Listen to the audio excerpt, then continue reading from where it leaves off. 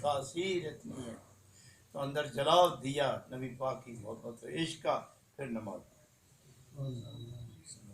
محفوظ ہو کے نماز پڑھو گے، اور رک رک کے ٹھہر ٹھہر کے پڑھو، اس لیے کہ بندہ اپنے رب کے سامنے کھڑا ہو گیا ہے۔ تو اب جب نماز میں اپنے رب کے سامنے کھڑے ہوتے ہیں تو اتنی جلدی کیوں؟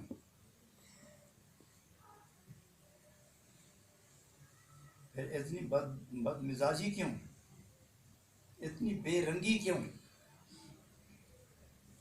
یہ نہیں چاہیے۔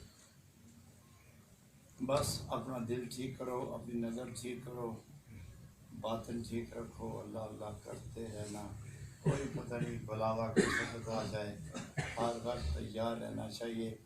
میں نے آج تک نہیں دیکھا کہ مسافر جانے والے جب ریلوے اسٹیشن پر ہوں اور سیٹی بج جائے کہ ریل آ رہی ہے اور وہ آدمی غافل ہو کے بیٹھا ہوا ہو یا لیٹا ہوا ہو، وہ اپنی گٹری ہاتھ میں لیے ہوئے بریف کے لیے کھڑا ہو جاتا ہے کہ آ گیا وقت ریل میں بیٹھنے کا۔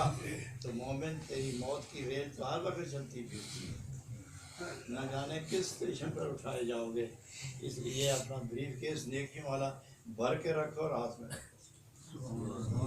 آمین۔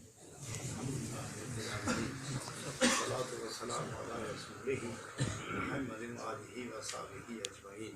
الہ العالمین دین و دنیا کی خیر نصیب فرما۔ الہ العالمین ظاہر باطن کا امن، ظاہر باطن کی حفاظت، اور اپنا ذکر و محبت اور نبی پاک کی مطابعت اور عشق خالص کے تاثرات سے اس جماعت کو مالا مال فرما۔ آمین۔ ضرور نبی پاک کے نام لینے والے، اللہ تیری بارگاہ میں سجدے کرنے والے اس فرش زمین پر جہاں جہاں موجود ہے ان پر بے حجاب رحمتیں نازل فرما۔ آمین۔ ربنا تقبل منا انک انت السمیع العلیم وتب علینا انک انت التواب الرحیم برحمتک یا ارحم الراحمین۔